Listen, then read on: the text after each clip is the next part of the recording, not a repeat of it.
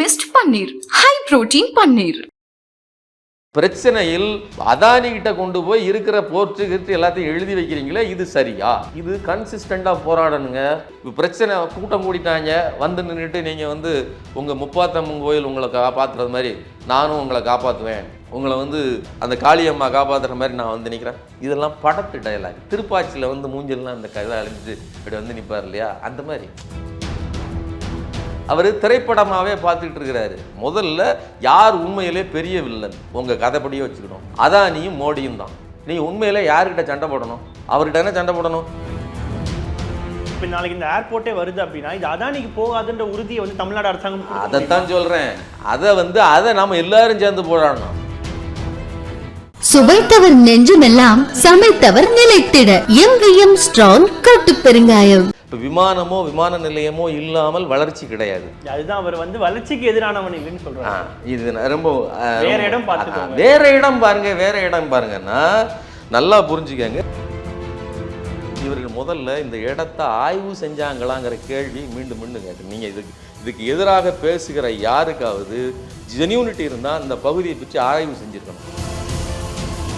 விஜய் அவர்கள் முதல்ல அங்கே போனதே ஒரு விமர்சனமாச்சு. என்னன்னா அவர் போறதுக்கு வந்து இத்தனை ரெஸ்ட்ரிக்ஷன்ஸ் தேவையா அப்படின்ற ஒரு கேள்வி இருக்குல்ல சார். விஜய் அவர்கள் இங்கே தான் சந்திக்கணும், இந்த மண்டபத்தில் தான் சந்திக்கணும், இத்தனை பேர் தான் வரணும் அப்படின்னு எதுக்கு இவ்வளோ அப்படியெல்லாம் எந்த ரெஸ்ட்ரிக்ஷனும் கொடுக்காம சார் இப்போ இதே விஜய் அவர்கள் 2026 தேர்தலுக்கு வராருன்னு போது அப்பவும் இதே மாதிரி ரெஸ்ட்ரிக்ஷன்ஸ் கொடுப்பீங்களான்ற ஒரு கேள்வி இருக்கு. ரெஸ்ட்ரிக்ஷனுங்கிறது வந்து உங்களுக்கு உங்க மேல இருக்கக்கூடிய அந்த பெரிய பிம்பம் இருக்கு இல்லையா, நீங்க என்ன மறுபடியும் போய் கராப்பா முகஞ்சதார காலத்துல போய் வாழ போறீங்களா? இப்போ ஒரு பக்கம் சுற்றுச்சூழல் சார். விஜய் சொல்றது என்னன்னா, இப்போ இந்த இடத்துல வந்து நீர்நிலைகள் அதிகமாக இருக்கு, நாளைக்கு இங்க விமான நிலையம் வந்தா சென்னை பெரிய அளவுக்கு வெள்ள பாதிப்பு வரும்னு சொல்றாரு சார். சென்னையில மட்டும் இல்ல, முதல்ல நீங்க வீட்டை இடிச்சிட்டு குடிசையில வாழணும். நீங்க ஃப்ரிட்ஜை தூக்கி தூர போட்டுட்டு மண்பானையில் தண்ணி குடிக்கணும். நீங்க செல்போனை தூக்கி தூர போட்டுட்டு கடிதம் கையில் எழுதணும். சார் அப்படி ஒரு விஷயம் செஞ்சதுனால தான் வருடம் பார்த்தீங்கன்னா சென்னை வெள்ளத்தில் பாதிக்கப்படுது. இதுக்கு மேலே அதிகமாகன்றதான் அவங்க வைக்கிறாங்க. அதுதான் சொல்றேன். அதாவது ஒரு வளர்ச்சி நடக்கும்போது எதிர்வினைங்கிறது நடக்கும்.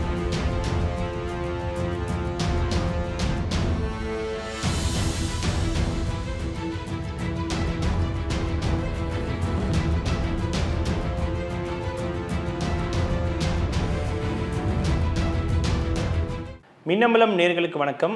நான் விஷால் பொலிவர். இன்றைய சிறப்பு விருந்தினர் ஊடகவியலாளர் சுமன் கவி அவர்கள். வணக்கம் சார். வணக்கம். நல்லா இருக்கீங்களா? சிறப்பு. விஜய் அவர்கள் அரசியல் கட்சி தொடங்கினதுக்கு அப்புறமா அக்டோபர் மாதத்தில் மாநில மாநாடு நடத்தினார். அதன் பிறகு தமிழ்நாட்டு சம்பந்தமான பிரச்சனைகள் எல்லாத்தையுமே அவர் ட்விட்டர் வாயிலாக தான் வந்து அறிவிக்கிறாரு. அவர் களத்துக்கு வருவாரா அப்படின்ற மாதிரியான கேள்விகள் வந்துட்டு இருந்தது. ஒரு வழியாக களத்துக்கு வந்துட்டார். விஜய் அவர்கள் அந்த பரந்தூருக்கு சென்றது, அவருடைய பேச்சு எப்படி பார்க்குறீங்க? இல்லை, களத்துக்கு வருவாரா அப்படிங்கிறது இருந்தது இல்லையா, அது வந்து எப்படியோ ஒரு வழியாக இருக்கிற ஊடகங்கள் எல்லோரும் நீங்களும் சேர்ந்து பாடுபட்டு ஒர்க் ஃப்ரம் ஹோம் அப்படின்னு சொல்லி ஒரு கடுமையான வார்த்தையை வச்சவொன்னே ஐயோ நாம் அரசியல் கட்சி வச்சுருக்கிறோம், நாம் ஏதோ ஐடி கம்பெனியில் வேலை பார்க்கல அப்படிங்கிறதுனால அவசரமாக ஒரு திட்டத்தை போட்டு அவர்களுக்குன்னு அரசியல் ஆலோசனை சொல்கிறதுக்கு தான் இன்டலெக்சுவல் டீம் வச்சுருக்காரு இல்லையா. இப்போ அவர்கள்லாம் சொல்லி ஒரு முடிவு எடுத்து இதுக்கு போகலாம் அப்படின்னு சொல்லி ஒரு பிளானை போட்டு வராங்க. என்ன கொடுமை அப்படின்னு சொன்னால், இயற்கையை பாதுகாக்கணும், இயற்கை எழில் சூழ்ந்த இடத்தில் நீங்கள் இப்படி கொண்டு போய் விவசாய நிலங்கள் இருக்கிற இடத்துல கொண்டு போய் நீங்கள் விமான நிலையத்தை அமைக்கிறீங்க, இது தப்பு அப்படின்னு சொல்கிறாரு. சொன்னவர் அவர் அங்கேருந்து அப்படியே ட்ராவல் பண்ணி போன இடம் இருக்கு இல்லையா, ஓஎம்ஆர் வழியாக வராரு. ஈசிஆர் தாண்டி ஓஎம்ஆர் வந்து தான் போயிருக்காரு. ஈசிஆரில் தான் இவர் இருக்கிறாரு. ஈசிஆர் கடற்கரையில் வீடு, மீனவர்கள் வசிக்கிற பகுதியில் பிரம்மாண்டமான வீட்டை கட்டி அந்த பகுதியில் தான் சமீபத்தில் 2 நாளைக்கு முன்னாடி நியூஸ் என்னென்னு பார்த்தீங்கன்னா 360 ஆமைகள் செத்து போயிருக்கு. வெட்டுவாங்கனி, ஈஞ்சம்பாக்கம், இவர் இருக்கிற நீலாங்கரை எல்லாம் என்ன அப்படின்னு பார்த்தீங்கன்னா அங்கே இருக்கக்கூடிய மீன் வளத்தை எல்லாம் அதிகமாக அடிக்கிறதுனால. இப்போ உண்மையிலே பிரச்சனை, நீங்கள் மீன் சாப்பிட்டதுனால நீங்கள் மீனவர்கள் பகுதியில் பிரம்மாண்டமான இதெல்லாம் கட்டி வச்சுக்கிட்டு இயற்கைக்கு முரணாக இருக்கிறதுனால நீங்கள் உடனே வீட்டை காலி பண்ணிட்டு வீட்டுக்கு போயிடுவீங்களா? சட்டத்துக்கு உட்பட்டு தானே சொன்னது. சட்டம்ங்கிறது இப்போ இது சட்டத்துக்கு புறம்பானதா? சட்டத்துக்கு உட்பட்டுன்னு கேட்டிங்கன்னா இது சட்ட உட்படி தான்.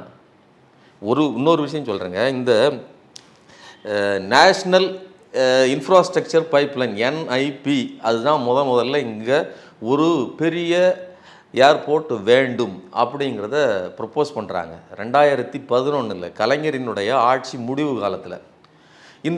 இந்த ப்ராஜெக்ட் ஆரம்பிக்கும் போதே ஸ்ரீபெரும்புதூரில் தான் இந்த ப்ராஜெக்டை தொடங்க வேண்டும் அப்படின்னு பார்க்கும்போது, ரெண்டாவது வந்த ஆட்சியாளர்கள் ஏற்கனவே உங்களுக்கு தெரியும், ஜெயலலிதா உடனே அதை எப்படி கிடப்பில் போடலாம் அப்படிங்கிற யோசனையில் இருக்கிறவங்க தான். ஆனால் இதை வந்து ப்ரப்போஸ் பண்ணது மேலே இருந்து அப்படிங்கிறதுனால வேறு வழி இல்லாமல் யோசிச்சுட்டே உட்காந்துருக்காங்க. இன்னொன்று அதுக்கு வேறொரு காரணத்தையும் இந்த NIPA சொல்லுது. என்ன சொல்கிறாங்க அப்படின்னா, இங்கே ஸ்ரீபெரும்புதூரில் இடத்தை கையகப்படுத்துவதற்கு பொருட்செலவு பெருசாகும், இதை விட பெட்டராக தரிசாக இருக்கக்கூடிய தரிசு நிலங்கள் தான் விலை குறைவு. இப்போ இவங்க என்ன சொல்கிறாங்கன்னா, விவசாய நிலங்களை கையகப்படுத்துகிறார்கள் அப்படின்னு சொல்கிறாங்க. இப்போ எந்த இடத்தை தான் கையகப்படுத்துவது ஒன்று. இன்னொன்று, இதே விஜயே இன்றைக்கு பேசும்போது என்ன சொல்லியிருக்கிறாருன்னா, நான் வளர்ச்சிக்கோ முன்னேற்றத்துக்கோ எதிரானவன் அல்ல, ஆனால் வேறொரு இடத்தை பாருங்கள்னு சொல்கிறாரு. வேறொரு இடம் எங்கள் நீலாங்கரையில் பார்த்துடலாமா அப்படின்னு கேள்வி கேட்கலாம். நீங்கள் வீடு கட்டியிருக்கீங்க இல்லையா, பாதுகாக்கப்பட்ட இந்த கடற்கரை ஓரத்தில் ஒய்யாரமாக.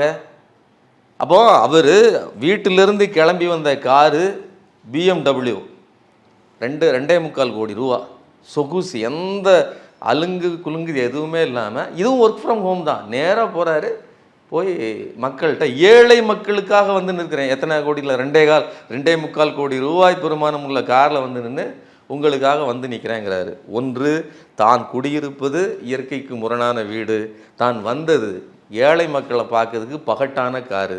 இன்னொன்று, கடந்த 1.5 மாதங்களுக்கு முன்னாடி கூட அவர் வந்து தன்னுடைய தோழி திருமணத்திற்கு பறந்து போகிறாரு, அதுவும் தனி விமானத்தில் போகிறாரு. இப்போ விமானமோ விமான நிலையமோ இல்லாமல் வளர்ச்சி கிடையாது. அதுதான் அவர் வந்து வளர்ச்சிக்கு எதிரானவன் சொல்கிறாங்க.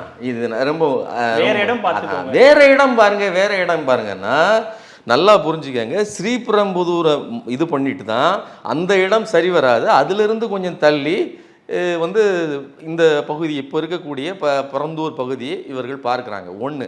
இன்னொன்று, இவர்கள் முதல்ல இந்த இடத்த ஆய்வு செஞ்சாங்களாங்கிற கேள்வி மீண்டும் மீண்டும் கேட்கணும். நீங்கள் இதுக்கு எதிராக பேசுகிற யாருக்காவது ஜென்யூனிட்டி இருந்தால் அந்த பகுதியை பற்றி ஆய்வு செஞ்சுருக்கணும். இப்போதைக்கு இருக்கக்கூடிய ப்ராஜெக்ட் 5746 ஏக்கர் மொத்த பரப்பளவு. அதில் 1925 ஏக்கர் தரிசு நிலமாக இருக்கக்கூடிய ஒரே பகுதி அதுதான். இவ்வளவு அதிகமாக தரிசு நிலம் கொண்ட பகுதி வேறு எங்கேயும் கிடையாது. ஒன்று. இன்னொன்று, இது முப்போகம் விளைகிற ஒரு தஞ்சாவூர் பகுதியும் கிடையாது. இந்த நேஷ்னல் இன்ஃப்ராஸ்ட்ரக்சர் பைப்லைனுங்கிறத அது எதுக்காக அந்த அந்த அமைப்பினுடைய நோக்கம் என்ன அப்படின்னா, இந்திய அளவில் முதலீட்டாளர்களை ஈர்ப்பதற்கு பெரும் நகரங்களை வளப்படுத்துவதற்கு உருவாக்கப்படுகிற ஒரு திட்டம். அது 2 முறை ஆய்வு செஞ்சு ஒரு இடத்தை தீர்மானிக்குது. நீங்கள் வீட்டில் இருந்து ஒரு ஒர்க் ஃப்ரம் ஹோம் முடிச்சுட்டு நான் வந்து இப்போ ப்ராக்டிக்கலுக்கு வரேன்னு சொல்லி கள நிலவரம் என்னன்னே தெரியாமல் வந்து நின்றுட்டு நீங்கள் இங்கே தப்பான தகவல்களை உளறி கொண்டிருக்கிறீர்கள். அப்படி எல்லாமே தவறு. ஒன்று, உங்கள் சொகுசை நீங்கள் விட்டு கொடுக்கறதுக்கே கிடையாது. நீங்கள் தனி விமானத்தில் போகிறீங்க, நீங்கள் 2.25 கோடி ரூபாய் சொகுசு காரில் போய் தான் வந்து பரந்தூர் மக்களை பார்த்துருக்கீங்க. இன்னும் வேடிக்கை என்னென்னா, முதல்ல மக்கள் வந்து இவர் வந்து சென்ட்ரல் உள்ளே வந்து பார்க்கறதுக்காக ஒரு ஏற்பாடு கேட்டிருக்காங்க, அது தள்ளி போயிருக்கு. அதுக்கு அனுமதி இல்லை. முதல்ல ஒரு கேள்வி என்னன்னா, இப்போ விஜய் அவர்கள் முதல்ல அங்கே போனதே ஒரு விமர்சனமாச்சு. என்னன்னா, அவர் போறதுக்கு வந்து இத்தனை ரெஸ்ட்ரிக்ஷன்ஸ் தேவையா அப்படின்ற ஒரு கேள்வி இருக்குல்ல சார். விஜய் அவர்கள் இங்கே தான் சந்திக்கணும், இந்த மண்டபத்தில் தான் சந்திக்கணும், இத்தனை பேர் தான் வரணும் அப்படின்னு எதுக்கு இவ்வளோ அப்படியெல்லாம் எந்த ரெஸ்ட்ரிக்ஷனும் கொடுக்காம இப்போ நீங்கள் இதுக்கு முன்னாடி என்ன சொல்லிக்கிட்டு இருந்தீங்க? ஒர்க் ஃப்ரம் ஹோம் பண்ணிட்டு இருந்தப்போ நான் வெளியில் போனால் கூட்ட நெரிசல் ஆகிவிடும். அவர் சொல்லலை, அவருடைய ஆதரவாளர்களோ அல்லது இன்டர்நெட் பேரிடர் நடக்கும்போது இல்லை, எப்போ போனாலும் கூட்ட நெரிசல் வரத்தானே செய்யும். உங்களுக்கு உரிய பாதுகாப்பை நீங்கள் ஏற்படுத்தி கொண்டு வேணும். ஒன்று. உங்களுக்கு ஒன்றுன்னா நாளைக்கு அரசுக்கும் அது ரெஸ்பான்சிபிலிட்டி. அப்போ உங்களுக்கு ஒரு சூப்பர் ஹீரோவுக்கு பதில் சொல்ல வேண்டியது இந்த நாட்டுக்கே பதில் சொல்லணும் இந்த அரசு. அப்போது ரெஸ்ட்ரிக்ஷன் போடத்தானே செய்யும். ஒன்றும் இல்லை, இந்த புஷ்பா படத்தினுடைய ஹீரோ அவர் என்ன நடந்துச்சு, அல்லு அர்ஜுன் திடீர்னு போனார், திபுன்னு செத்து போனாங்க. அப்போ அது அரசு மேலேயும் சேர்ந்து தானே கெட்ட பேராகும். அப்போ அந்த ரெஸ்ட்ரிக்ஷன் ஏன்னு நீங்கள் கேட்கக்கூடாது இல்லையா? இல்லை சார், இப்போ இதே விஜய் அவர்கள் 2026 தேர்தலுக்கு வராருன்னு போது அப்போவும் இதே மாதிரி ரெஸ்ட்ரிக்ஷன்ஸ் கொடுப்பீங்களான்ற ஒரு கேள்வி இருக்குல்ல. ரெஸ்ட்ரிக்ஷனுங்கிறது வந்து உங்களுக்கு உங்கள் மேலே இருக்கக்கூடிய அந்த பெரிய பிம்பம் இருக்கு இல்லையா, அது நீங்களே உருவாக்கிக்கிட்டது தான். நீங்கள் தினசரி வந்து வெளியில் நின்று இப்போ மக்களோட அந்த நீலாங்கரை பீச்சில் வாக்கிங் போங்க, யாரும் கண்டுக்கிட மாட்டாங்க. நீங்கள் வந்து மறைமுகமாக நீங்கள் வந்து ஒரு தேவ தூதர் மாதிரியே வாழ்ந்துட்டீங்க, அப்படியே வீட்டுக்குள்ளே இருந்து வாழ்க்கை நடத்திட்டீங்க. இன்றைக்கி வெகு மக்களோடு வந்து நிற்கும்போது உங்களுக்கு அந்த இம்யூனிட்டி இருக்குது, அந்த பிரச்சனை இருக்குது. அப்போ நாங்கள் பாதுகாக்க கொடுக்க வேண்டியது அரசோட பொறுப்பு. அப்படி இல்லாத பட்சத்தில் ஏதாவது இடா கூட வந்துன்னா நாளைக்கு அரசை கேள்வி கேட்பீங்க. இதுக்காகவா தான் நீங்கள் வந்து இந்த மாதிரியான ரெஸ்ட்ரிக்ஷன். விஜய் குறிப்பிடுறது என்னன்னா, நான் வந்து ஒரு கிராமத்துக்கே வந்து பார்க்கணும்னு நினைச்சேன், ஆனால் வந்து என்ன அனுமதிக்கல அப்படின்றத அவர் குறிப்பிடுறாரு. அதாவது ரெண்டாவது கேட்டது தான் கிராமத்துக்கு. முதல்ல இவங்க கூப்பிட்டது வீட்டுக்கு தான், சரிங்களா? வீட்டுக்கு வாங்கன்னு கூப்பிட்டாங்க, வரலன்னு சொன்னோடனே சரி நான் வரேன்னு சொல்லியிருக்காரு. இவர் விருப்பப்பட்டுலாம் பரந்தூருக்கு போகலைங்க, அவங்க வரல அப்படிங்கிறதுனால. அந்த மக்கள் பனையூருக்கு போகணுமே, சென்னை கூட போயிருவேன், சென்ட்ரல் வரலும் வந்துடுவேன் ட்ரெயினில், அதுக்கப்புறம் நான் பனையூர் போகணுமே அப்படிங்கிற பயத்தில் நான் வரல. இப்போ கிராமத்தில் ஏன் அனுமதிக்கலன்ற ஒரு கேள்வி இருக்குல்ல சார்? அதுதாங்க சொல்கிறேன், கிராமத்தில் ஏன் அனுமதிக்கலைங்கிறது உங்களுடைய பாதுகாப்பு கருதி தான் அனுமதிக்கவில்லை. பாதுகாப்பை அரசு உறுதி செய்ய வேண்டியது அரசோட பொறுப்பு. நாளைக்கு ஒன்று கிடக்கு ஒன்றுனா ஒரு சின்ன கல்லுகள் எது பண்ணிட்டு மண்ணு பட்டாலும் கூட நாளைக்கு அரசு மேலே தான் நீங்கள் குற்றச்சாட்டை வைப்பீங்க. ஒன்று. இன்னொன்று, இந்த பிரச்சனையில், அதாவது இந்த ஏர்போர்ட் விவகாரத்தில் நீங்கள் செய்வதென்பது முழுக்க முழுக்க வளர்ச்சிக்கு முரணான ஒரு முட்டுக்கட்டை. வேறு இடம் பார்க்க சொல்லுகிறீர்கள், ஏற்கனவே பார்த்த இடத்தை விட சிறந்த இடம், விலை குறைந்தது மட்டுமில்லை, தரிசு நிலமாக பெரும்பகுதி கிடக்கக்கூடிய ஒரு இடம் பரந்தூருக்கு அருகில் தான் இருக்கிறது. 5700 ஏக்கருங்கிறது எவ்வளோ பெரிய பரப்பளவு. இன்னொன்று, இன்வெஸ்ட்மெண்ட்டை இழுக்கக்கூடிய ஒரு மாநிலமாக தமிழ்நாடு இருக்குது. இதை வந்து நாம் புரிஞ்சுக்கிட்டது மட்டும் இல்லை, ஒன்றிய அரசும் புரிஞ்சிட்டு இருக்கு. அதனால தான் இந்த பகுதியை வளர்த்தால், இங்கே ஏற்கனவே ஜிஎஸ்டி அதிகமாக கிடைக்குது, வளர்ச்சி அதிகமாக இருக்குது. அப்போ கூடுதல் வளர்ச்சி தருகிற மாநிலத்தில் கூடுதல் இன்வெஸ்ட்மெண்ட் பண்ணுவோங்கிற அடிப்படையில் தான் வர்றாங்களே தவிர இந்த அரசுக்கு நம்ம மேல் பெரிய கருணையோ அன்பெல்லாம் கிடையாது, ஒன்றிய அரசுக்கு. அப்போது ஒரு வாய்ப்பு கிடைக்குது நமக்கு, ஏதோ ஒரு காரணத்தை சொல்லி இன்னைக்கு ஆரம்பித்தா இன்னும் 10 வருஷம் கழித்து தான் அந்த ப்ராஜெக்டே முடியும். நீங்கள் இப்போவே வந்து நின்றுக்கிட்டு தடுத்துக்கிட்டீங்க. ஒன்று. இன்னொன்று, 98% நிலங்கள் ஏற்கனவே கையகப்படுத்தப்பட்டு விட்டது. ஒரு 100-120 ஏக்கர் அளவிலான இடங்கள் மட்டும்தான் கையகப்படுத்தலை. மற்றதுக்கு எல்லாம் பணம் ஏற்கனவே கொடுத்தாச்சு. கொடுத்த பணம் போதாதுங்கிறது தான் பெரும்பகுதி பேரோட இன்னைக்கு போராடிட்டு இருக்கவங்களுடைய பெரும்பகுதி கோரிக்கை. இயற்கையை பாதுகாக்கணும், பூ உலகின் நண்பர்களாக வாழணும் அப்படின்லாம் கிடையாது. ஏன்னா அவங்க கட்டி வச்சிருக்கிற வீடே பூ உலகின் நட்புக்கெலாம் கிடையாது. நீங்கள் வச்சிருக்கிற செல்ஃபோன் பூ உலகின் நட்பு கிடையாது. அதிலிருந்து வருகிற கதிர்வீச்சு பூ உலகுக்கு நல்லது நன்மை செய்கிறது கிடையாது. இன்றைக்கி இருக்கக்கூடிய நீங்கள் 1 கிலோ மீன் வாங்கி சாப்பிட்டா கூட அது விசைப்படகுல போய் அள்ளிட்டு வந்த மீன், சரிங்களா? அது கடல் ஆமைகளுக்கோ எதுக்குமே எக்கோ ஃப்ரெண்ட்லிலாம் கிடையாது. அப்போ நீங்கள் நல்ல சட்டை போட முடியாது, நல்லபடியாக வாழ முடியாது. ஒரு செங்கலை கூட இந்த இண்டஸ்ட்ரியல் ரெவல்யூஷன் இல்லாமல் உங்களால் சாத்தியப்படுத்த முடியாதுங்கும்போது நீங்கள் என்ன மறுபடியும் போய் கராப்பா முகஞ்சதார காலத்தில் போய் வாழ போகிறீங்களா? இப்போ ஒரு பக்கம் சுற்றுச்சூழல் சார், விஜய் சொல்கிறது என்னன்னா, இப்போ இந்த இடத்துல வந்து நீர்நிலைகள் அதிகமாக இருக்குது, நாளைக்கு இங்கே விமான நிலையம் வந்தால் சென்னை பெரிய அளவுக்கு வெள்ள பாதிப்பு வரும்னு சொல்கிறாரு சார். சென்னை இல்லை, சென்னையில் மட்டும் இல்லை, சென்னையை சுற்றி ஆயிரக்கணக்கான 1330 ஏரிகள் கொண்ட ஒரு மிகப்பெரிய மாவட்டம் தான் இந்த காஞ்சிபுரம் மாவட்டம். நீங்கள் வச்சிருக்கிற ஃபீனிக்ஸ் மகாலும் சரி, டி நகர் 1926 இவர் பனகல் அரசர் காலத்தில் தான் டி நகர் உருவாக்கப்பட்டது. மிகப்பெரிய ஏரியை நிறவி தான் செஞ்சாங்க. ஒரு மெட்ரோபாலிட்டன் சிட்டிங்கிறது இயற்கை சூழலுக்கு முரணாகத்தான் வளரும்.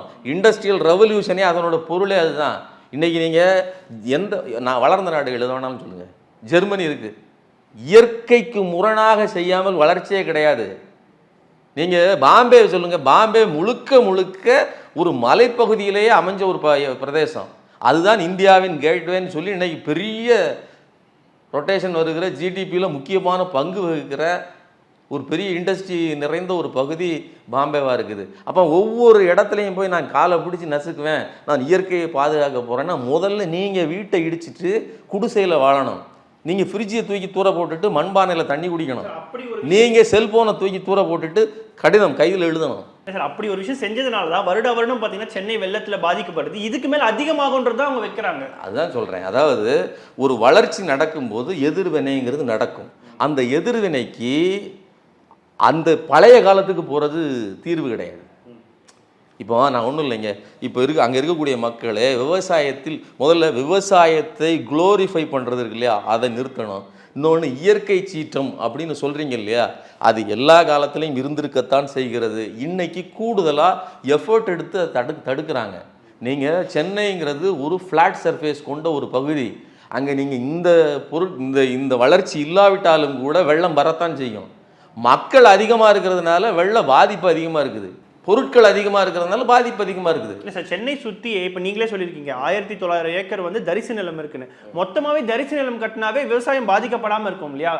அரசுகிட்ட முதல்ல விவசாயம் பாதிக்கப்படாதுன்னு ஒரு வார்த்தை சொல்றீங்களா, அதை முதல்ல நிறுத்துங்க. விவசாயிகளே இப்போ போராடுகிறவர்கள் விவசாயிகள்னா தன் பிள்ளைகளை எத்தனை பேர் விவசாயத்துக்கு பழக்குகிறார்கள்? நீங்க பஞ்சாப் விவசாயிகள் வேற, அவர்கள் போராடிய தன்மைங்கிறது வேற, போராடிய காரணம்ங்கிறது வேற, மினிமம் சப்போர்ட்டிங் பிரைஸ் கேட்டு போராடினதுங்கிறது வேற. இங்க வானம் பார்த்த பூமி, முப்போகம் விளைச்சா கூட 1 ஏக்கர் நிலம் வச்சிருக்கிறவர் 3 மாசத்துக்கு ஒருக்கா 30,000 ரூபா காசு எடுக்கிறது பெரிய விஷயம். 3 மாசத்துக்கு ஒருக்கா 30,000 ரூபா ஒரு ஏக்கர்லேருந்து வருதுன்னா ஒரு மாசத்துக்கு எவ்வளோ வருது? 10,000 ரூபா வருது. இன்னொன்று அது உத்தரவாதம் கிடையாது. திடீர்னு மழை பொய்த்து போனாலும் அல்லது அதிகமாக மழை பெஞ்சாலும் முடிஞ்சு போச்சு. உத்தரவாதம் இன்னைக்கு விவசாயத்தை பற்றி பேசுகிற விவசாய குடும்பத்திலேருந்து வர்ற பிள்ளைகளுக்கு தான் அதோட பிரச்சனை தெரியும். சும்மா நம்ம வெளியில் இருந்துக்கிட்டு நம்ம இந்த ஏசி ரூம்குள்ளே உட்காந்துட்டு அழகாக விவசாயம் எவ்வளவு சிறப்பானது தெரியுமா, நீங்கள்லாம் சாஃப்ட்வேரில் கை வைக்கணும்னா அவன் சாப்பாட்டை உற்பத்தி பண்ணணும், அப்படி இப்படிலாம் பேசுவாங்க. சொல்கிறவங்கெல்லாம் எவனாவது வேலை செஞ்சுருக்கானா? இப்போ ஜெர்மனியில் நான் சொல்கிறேன், மெர்சிடிஸ் பென்ஸு, ஃபெராரி, மிகப்பெரிய வால்க்ஸ்வேகன், எல்லா பெரிய பெரிய கம்பெனியும் இருக்குது. கனரக பொருட்கள் போஸ் முதலிய உற்பத்தி பொருட்கள் எல்லாம் அங்கே தான் இருக்குது. அவங்க அங்கேருந்து இங்கே வந்து உட்காந்துக்கிட்டு இயற்கை விவசாயம் சிறந்ததுன்னு சொல்லிட்டு இருக்காங்க. அவங்க எல்லா இண்டஸ்ட்ரியும் வச்சுருக்காங்க. உலகத்துக்கே இண்டஸ்ட்ரியில் பொருட்களில் சிறந்த பொருட்களை உற்பத்தி செய்து கொடுக்குறவன் அவன் ஒன்று. இன்னொன்று, அவங்க ஊரில் சாப்பாடு கிடையாதா? அமெரிக்காவில் சாப்பாடு உற்பத்தி பண்ணலையா? இன்னும் தெளிவாக சொல்கிறேன், அமெரிக்காவில் உற்பத்தி ஆகிறது அதிகமாக கோதுமை, இந்த மாதிரி மக்காச்சோளம், இதெல்லாம் அதிகமாக அவங்க தான் உற்பத்தி பண்ணுறாங்க. விவசாயத்தில் சிறந்த அவங்க தான் இருக்காங்க. மக்கள் தொகையில் நம்ம இந்த மக்கள் தொகை அதிகம் சார், உற்பத்தி அதிகம்னு சொல்கிறேன். இவ்வளவு மக்கள் தொகை இருந்தும் இவ்வளவு வேலைக்காரர்கள் தேவையில்லை. அவ்வளோ பேருக்கு வேலையும் உணவும் கொடுப்பதற்கு அந்த துறை, இந்தியாவின் முதுகெலும்பு விவசாயம்னு சொல்கிறான். அந்த முதுகெலும்பால் தான் இந்திய மக்கள் முதுகெலும்பு உடைந்து போனார்கள் நான் சொல்கிறேன். அவனை சாதி ரீதியாக கூனி குளிஞ்சு ஆண்டன்னு சொல்லி வளைஞ்சு உட்கார வச்சு தான் அந்த அமைப்பு. நாளைக்கு இண்டஸ்ட்ரி வருது, நாளைக்கு ஒரு ஹைதராபாத்தில் மிகப்பெரிய விமான நிலையம், இங்கே பெங்களூரில் இருக்குது, மும்பையில் இருக்குது. இங்கே இருக்கக்கூடிய விமான நிலையம் இருக்கிறதுல சிறுசு. அடுத்த கட்டமாக மிகப்பெரிய ஃப்ளைட்டுகள், கார்கோ ஃப்ளைட்டு, இதெல்லாம் இருந்தால் தான் வெளிநாட்டு முதலாளிகள் ஒரு பொருட்களை உற்பத்தி செய்கிறதுக்கும் கொண்டு போகிறதுக்கும் அங்கிருந்து பொருட்களை கொண்டு வருவதற்கும் வாய்ப்பாக இருக்கும். அதை அடிப்படையாக வச்சு தான் இந்த சிறப்பு பொருளாதார மண்டல அடிப்படையில் தான் இந்த ப்ராஜெக்டை ஆரம்பிச்சிருக்காங்க. நான் மறுபடியும் சொல்கிறேன், இயற்கைக்கு முரணாகத்தான் நீங்கள் சட்டை போடுறீங்க, இயற்கைக்கு முரணாகத்தான் நீங்கள் வாழ்க்கையை வாழ்ந்துட்டுறீங்க. உங்களுக்கு ஆய்வு பண்ணி தான் அந்த இடத்தை தேர்ந்தெடுத்திருக்காங்க. விஜய் ஒரு விஷயம் குறிப்பிடுறாரு, டங்ஸ்டன்ல வந்து மக்கள் வந்து அது வேண்டான்னு சொல்லி போராட்டம் பண்ணாங்க, தமிழ்நாடு அரசு வந்து ஒரு தீர்மானம் நிறைவேற்றுது, நான் அதை பாராட்டுறேன். ஆனா இதே தானே வந்து பரந்தூர் மக்களும் சொல்றாங்க, அப்ப பரந்தூர் மக்களும் நம்ம மக்கள் தானே அப்படின்றது குறிப்பிடுறாரு. டங்ஸ்டன் விவகாரத்தில் விஷயம் முற்றிலுமாக வேற. நம்மளுடைய வளத்தை சுரண்டுவதற்கு ஒரு சுரங்கம் அமைக்கப்படுகிறது. நம்ம வளத்தை அழித்து ஒழிச்சு அதை எடுத்து கொண்டு போய் வெளிநாட்டுக்காரன்ட்ட விற்கிறதுக்கு நடத்துகிற ஒரு வேலை. கிட்னி எடுக்கிறது வேற, வேலை செய்கிறது வேற, ரெண்டுக்கும் காசு வரும், புரிஞ்சுக்கணும். இது உங்களுக்கு வேலை செய்வதற்கு, பணி செய்வதற்கான மாற்றத்தை உருவாக்குகிற ஒரு இண்டஸ்ட்ரியல் ரெவல்யூஷனை உருவாக்குகிற. நீங்கள் ஃபோர்டு கம்பெனியில் போய் 1 ட்ரில்லியன் ட்ராவல் எங்களுடைய இலக்குன்னு சொல்லி கையெழுத்து போட்டு வராரு. அப்படி சொன்னால் என்ன பொருள்? மக்கள் அடுத்த கட்டமாக வளருவாங்க. இன்னொன்று சொன்னேன், முதல் விஷயம், நாம் ஆண்டேன்னு போய் கூனி குறுகி ஒரு வருஷத்துலையோ இல்லை 3 மாதத்துக்கு ஒருக்க அவர்கள் கொடுக்குற கால்படியோ அரைப்படியோ அரிசியோ வாங்கி கொண்டு வந்த காலம் போய் இன்னைக்கு நான் வேலை செய்தால் எனக்கு காசு. எல்லா ஜாதிக்காரர்களும் ஒரே கம்பெனியில் வந்து, நீங்கள் ஃபாக்ஸ்கானோ இல்லைன்னா வேறு எந்த கம்பெனியோ எதை வேணாலும் வச்சுக்கோங்க, போய் எல்லா ஜாதிக்காரர்களும் ஒன்றாக வேலை செய்வதற்கான வாய்ப்பு, சக வாழ்வை உருவாக்குவது இந்த இண்டஸ்ட்ரீஸு. இன்னைக்கு ஜாதிய சமூகமாக இருக்கிற இந்தியாவை மாற்றியமைக்கக்கூடிய ஒரே சக்தி இண்டஸ்ட்ரியல் மாற்றம் மட்டும்தான். அதனால தான் தமிழ்நாடு அதில் முன்னேறி இருக்கிறது. அதனால தான் தமிழ்நாட்டில் ஜாதி வெறி இதெல்லாம் குறைஞ்சிருக்குது. ஸோ இண்டஸ்ட்ரியலைசேஷன், அதாவது நகரமயமாதல், வளர்ச்சி, இதை விரும்புகிற, அதை வேண்டுகிற மக்கள் தரமான வாழ்க்கையும் பெற முடியும். ஏற்கனவே இருந்த ஃபியூடல் சொசைட்டியில் இருந்த ஜாதிய ஒடுக்குமுறையிலிருந்து வெளியில் வர முடியும். அதனால் இந்த விவசாயம் மீதான பெருமிதம், அது மேலே இருக்கிற காதல், அதெல்லாம் தூக்கி, உணர்ச்சிகளையெல்லாம் தூக்கி, அந்த விஷயத்தில் அந்த பேஷன்லாம் தூக்கி வச்சுட்டு, உங்களுக்கு எதனால் இன்றைக்கு சம்பளம் கிடைக்கிறது, உங்கள் வாழ்க்கையில் நீங்கள் இந்த சட்டை எதனால் போட்டிருக்கீங்க, இன்றைக்கி உங்களுக்கு சொகுசான வாழ்க்கை எதில் கிடைக்கிறது, இன்னொன்று இத்தனை கோடி மக்கள் வேலை செய்து தான் இந்த இவ்வளவு உணவுப் பொருளை உற்பத்தி செய்ய வேண்டுமா? ஆனால் அந்த மக்கள் வந்து அது விரும்பல சார். அவங்க சொல்றது வந்து எங்களுக்கு இது தேவையில்லை, தற்சார்பா நாங்கள் 98% மக்கள் கொடுத்துட்டாங்க.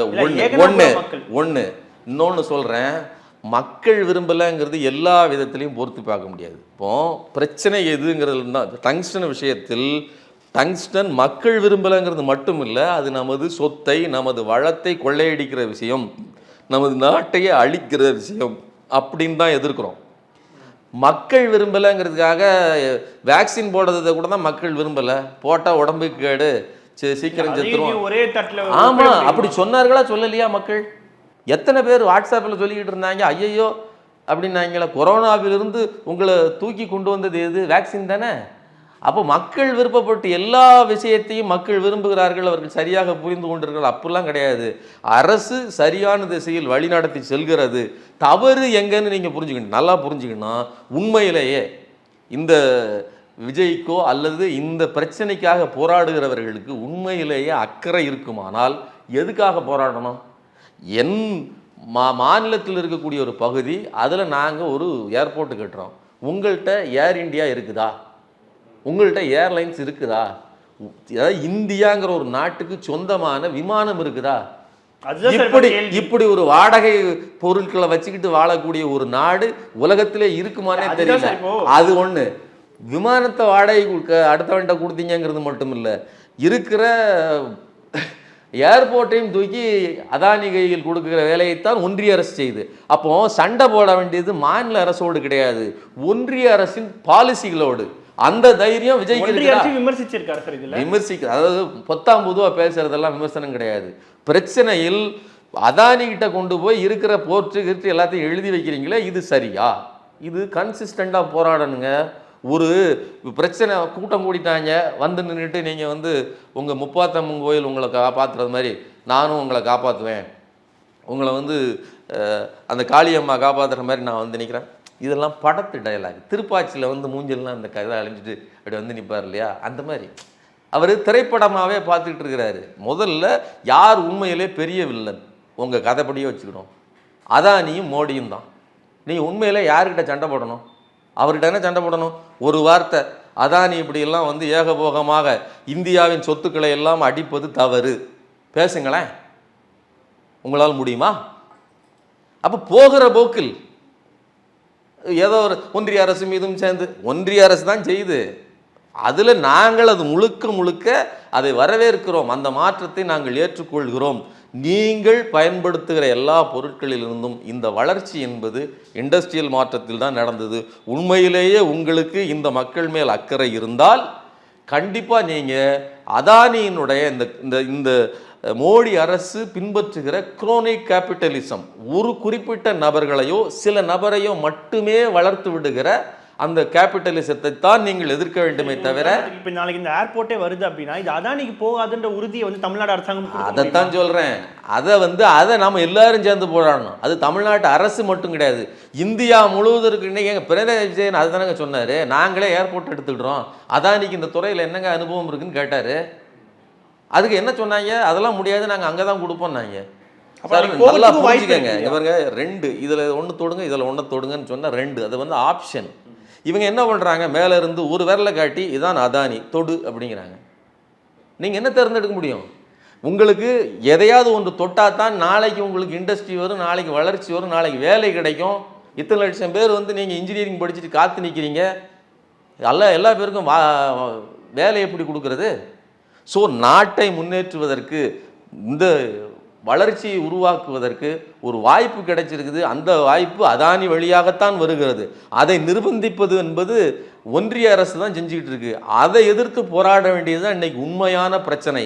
அதை விடுத்து நான் இயற்கையை பாதுகாக்க போறேன், அதை செய்ய போறேன், இதை செய்ய போறேன்னு சொல்லுவதெல்லாம் பொய்யான, மக்களை திசை திருப்புகிற ஒரு தவறான நடவடிக்கை அப்படிங்கிறத என்னுடைய குற்றச்சாட்டு. நிச்சயமா சார். மின்னம்பலம் நேயர்களுக்காக பல்வேறு கேள்விகளுக்கு மிக ஆழமாக பதில் தந்தமைக்கு மிக்க நன்றி சார். மில்கி மிஸ்ட் பன்னீர், ஹை புரோட்டீன் பன்னீர். சுவைத்தவர் நெஞ்சுமெல்லாம் சமைத்தவர் நிலைத்திட எங்கேயும் ஸ்ட்ராங் கட்டு பெருங்காயம். மின்னம்பலம்.com தமிழின் முதல் மொபைல் பத்திரிகை.